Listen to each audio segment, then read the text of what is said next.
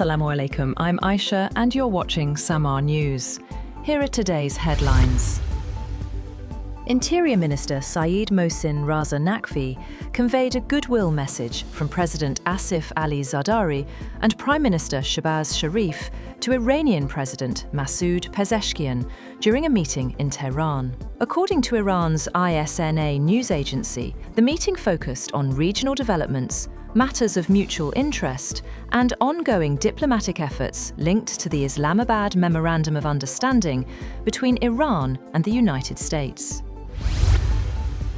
A high-level Iranian delegation has departed for Switzerland for a new round of talks with the United States, as diplomatic efforts to advance the recent US-Iran agreement continue. According to Iranian state media, the delegation is led by Chief Negotiator Mohammad Bakir Kalibaf and includes Foreign Minister Abbas Araghchi, along with senior security, central bank and energy officials. Meanwhile, US Vice President J.D. Vance is also expected to travel for the negotiations, which Pakistan says are scheduled to begin on Sunday. The talks come as fighting continues in Lebanon despite broader regional peace efforts.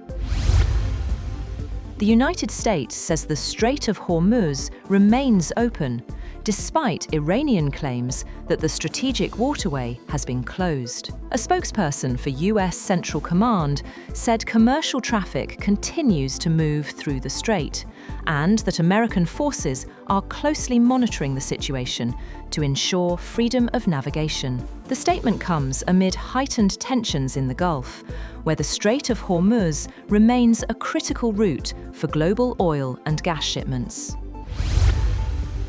A new round of technical-level talks between the United States and Iran is set to take place in Switzerland on Sunday, as diplomatic efforts continue under the framework of the Islamabad Memorandum of Understanding. According to Pakistan's Foreign Office, the discussions will be held in the Swiss resort town of Bergenstock and will focus on reviewing progress made since the signing of the agreement between Washington and Tehran. Pakistan and Qatar are expected to participate in the talks as mediators, while officials will assess implementation efforts and explore ways to advance commitments made under the Islamabad MoU.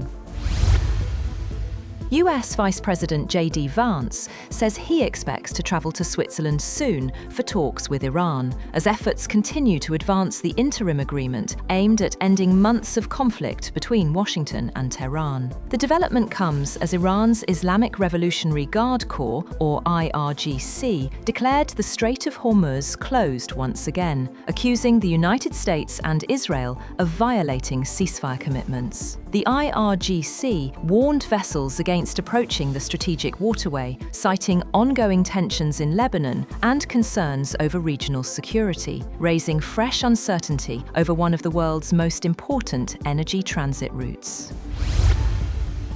Switzerland has confirmed that talks related to the implementation of a recently signed Memorandum of Understanding between the United States and Iran are underway in the Swiss resort town of Bergenstock. According to the Swiss Foreign Ministry, Switzerland is providing a confidential and trustworthy environment for the negotiations. The ministry said diplomats from several countries are actively working to maintain dialogue between the parties. However, Swiss authorities declined to provide details about participants.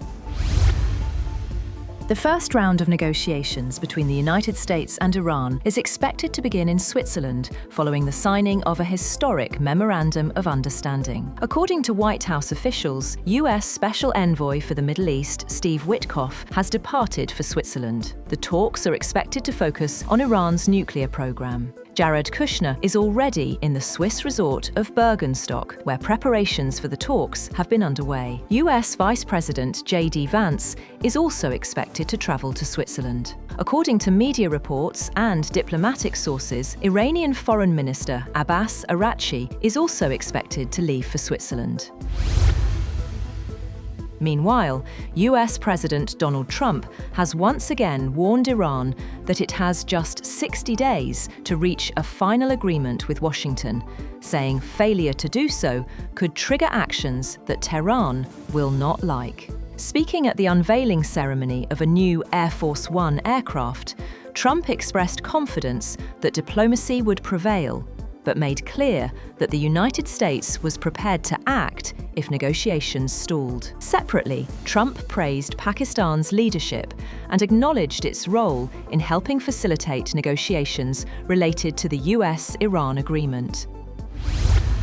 Shortly afterwards, Iran announced new transit procedures for ships passing through the Strait of Hormuz, requiring vessels to submit crossing requests at least 48 hours in advance. In a social media post, Iran's Persian Gulf Strait Authority stressed that only vessels that comply with the requirements will be cleared for passage promptly.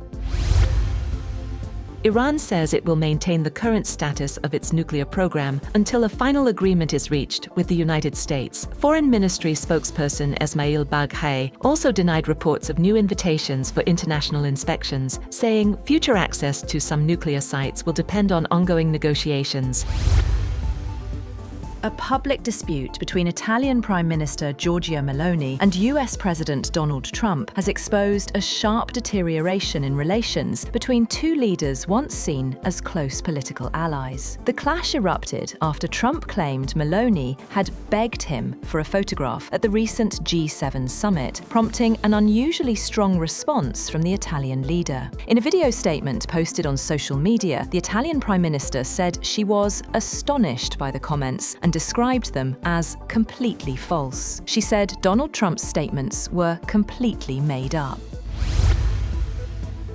At least 5 people have been killed in Israeli airstrikes and drone attacks in southern Lebanon, just hours after a ceasefire between Israel and the Iran-backed Hezbollah group took effect. Lebanese state media reported that Israeli warplanes and drones carried out a series of strikes across the Nabatieh area overnight and into Saturday morning, destroying residential buildings and homes, while Israeli artillery shelled Nabatieh and its outskirts before dawn.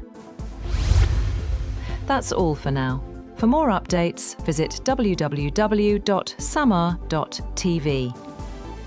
Thank you for watching Samaa News.